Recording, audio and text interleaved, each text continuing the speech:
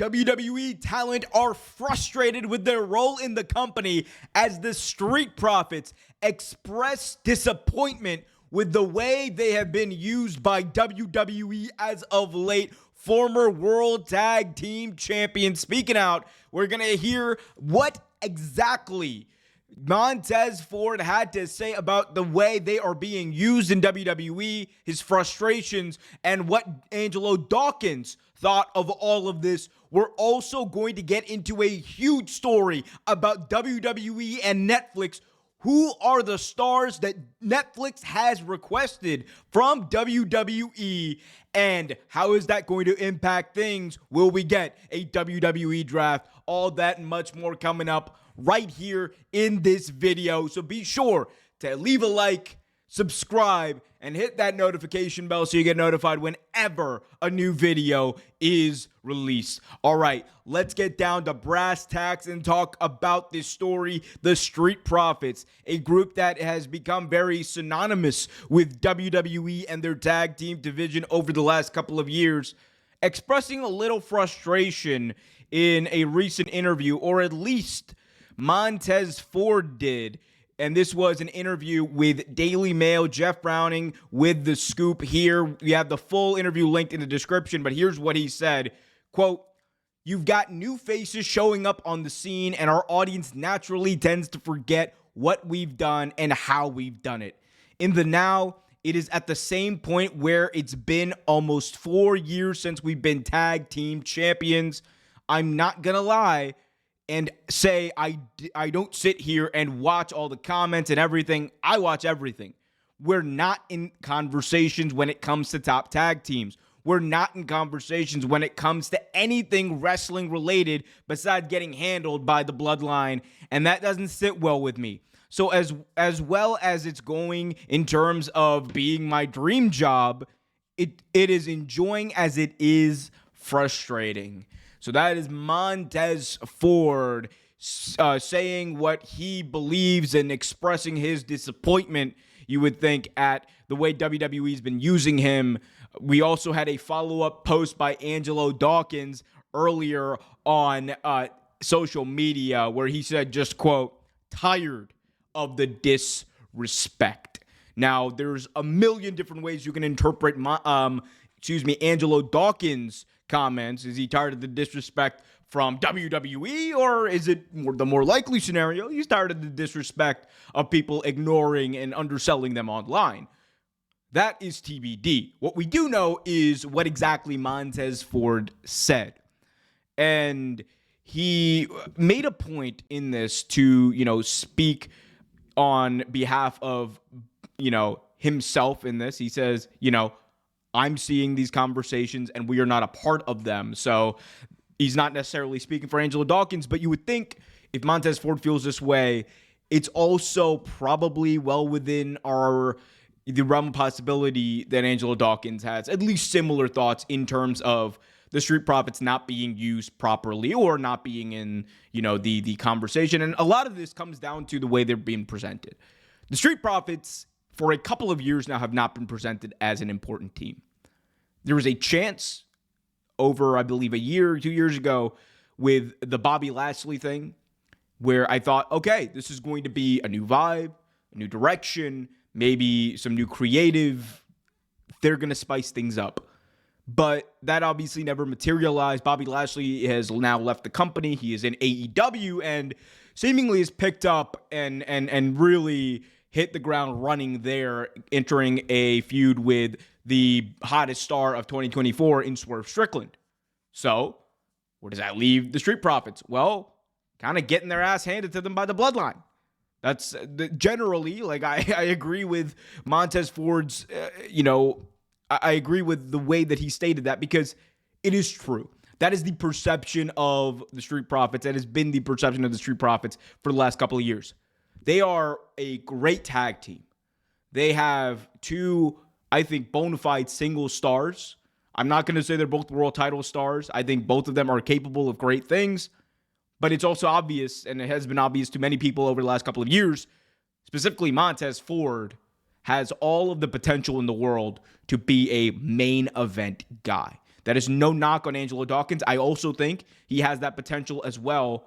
I think, though, for Montez Ford, it's one, and a bit of an easier road into selling that. And two, I think the things that he can do in the ring are so spectacular that it is genuinely jarring to me that he never has broken out over the last couple of years as a single star. I was saying back in like 2022 that I thought within a year or two they're going to have broken up the Street Profits, and I thought that Montez Ford was going to be a star. I was saying like he could be a guy in a couple of years to win the Royal Rumble, yet none of that has materialized. And this is a guy who, by the way, when he's in the ring, dude is insane. He is probably, in WWE, he's my favorite wrestler to watch in the ring because he is just so much fun. The way he just flies all over the place. The spot where this man runs from one corner, leaps over the turnbuckle to the outside is still one of the craziest spots I've seen in wrestling, and he's hitting it consistently. Yet, here we are, a couple of years later, and there's been no development on that front. There's been no development of its character. He's just staying. Angelo Dawkins is just staying. And stagnation is you know, the enemy of the good here in professional wrestling. You don't want to be stagnant.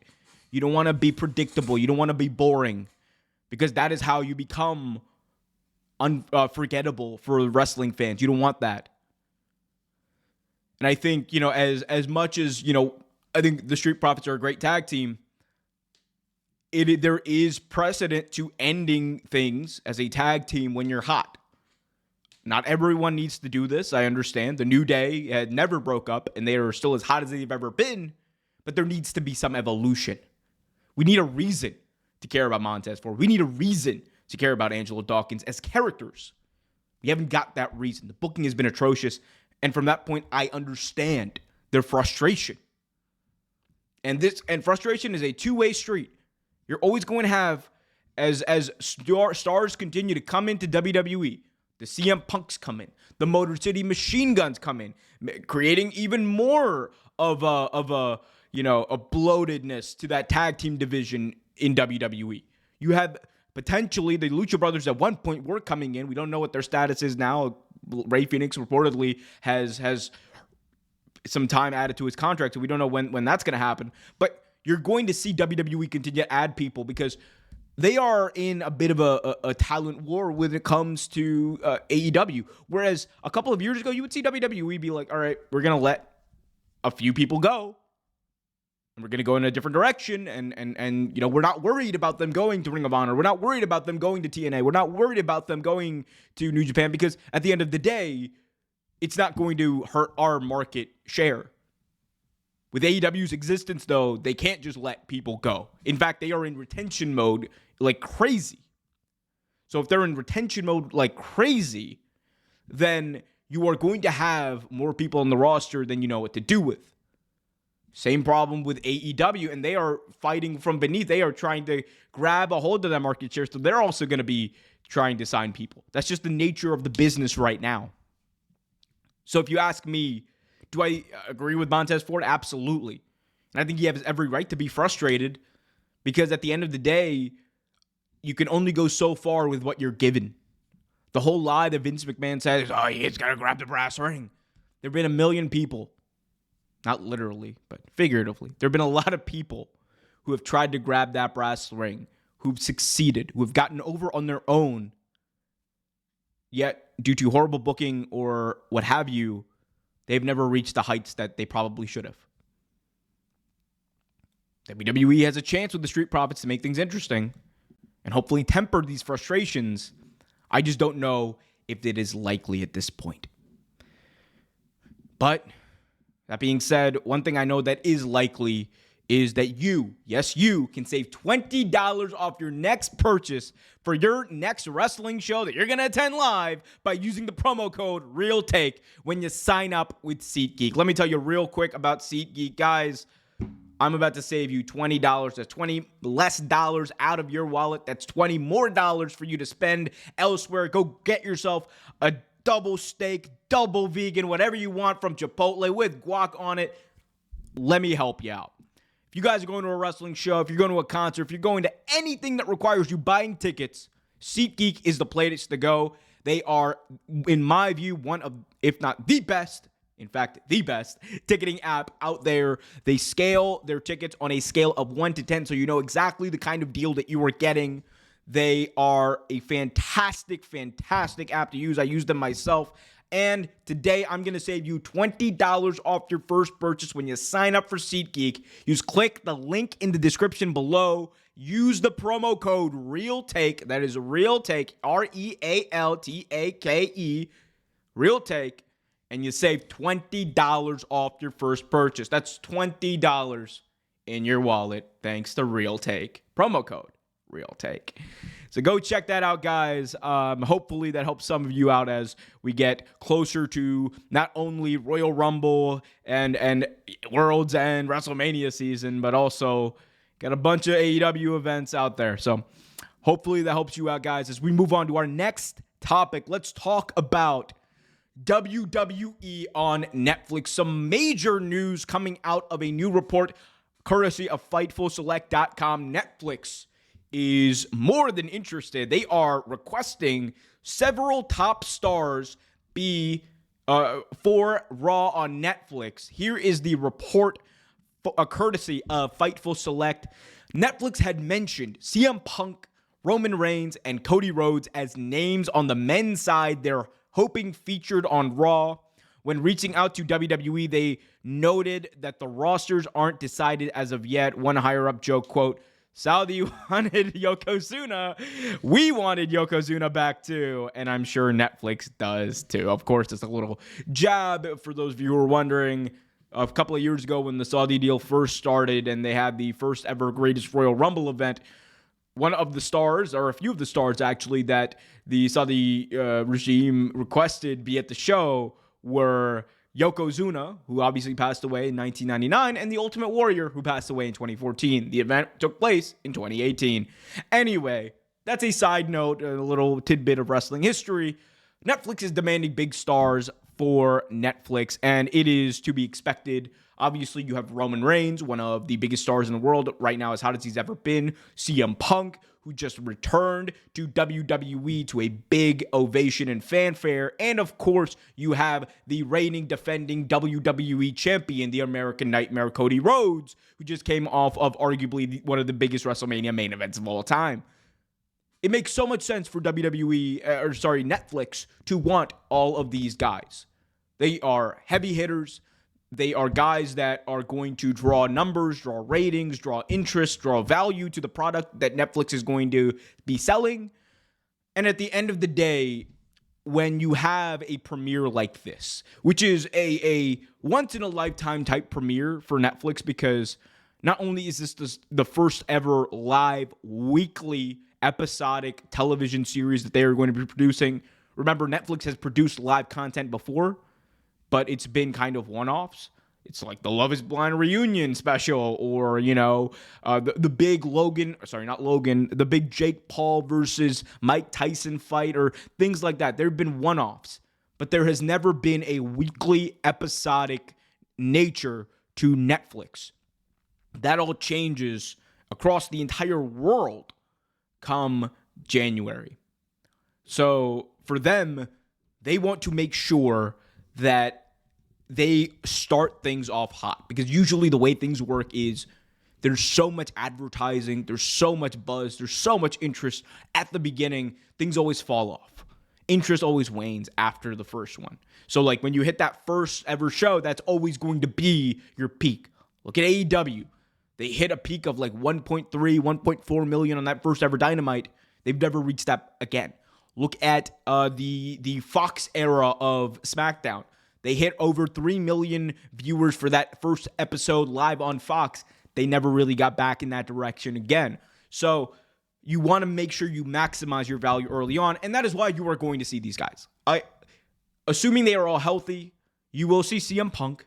You will see Roman Reigns. You will see John Cena even. You will see Cody Rhodes. You will see The Rock. I fully expect to see all of them at that premiere episode on Netflix, because this is a game-changing moment not only for Netflix but also WWE, who just signed this major multi-billion-dollar deal to ensure that this is a success. For them too, this is the first time that they are really venturing out of the cable model of their television and going into streaming, which is untested waters for weekly content for them, especially weekly content that matters this much. That is one of their biggest financial draws. So they want to make sure this is a success, absolutely. And I think that is why you're going to see all the top stars there. As far as a draft goes, because this has led to speculation. Well, is there going to be a draft? What's going on? As of right now, we don't know. My hunch, and again, this is me shooting from the hip. I don't know anything. I don't have nothing. I'm just shooting the breeze with you guys at this point. I have a feeling, and this makes sense to me at least, they kind of do what they did last year in the lead up to Mania. You have your hot angles on both shows, Raw and SmackDown. I think the Bloodline stuff, The Rock, whatever The Rock is going to be doing leading up to Mania, because we know he's going to be involved in some way, it should, and I think it likely will be on both Raw and SmackDown. You're going to be having, I think, a bit of talent on both shows. And then after Mania is where I think they will kind of draw the lines of who's on Raw, who's on SmackDown, and maybe we get a draft there.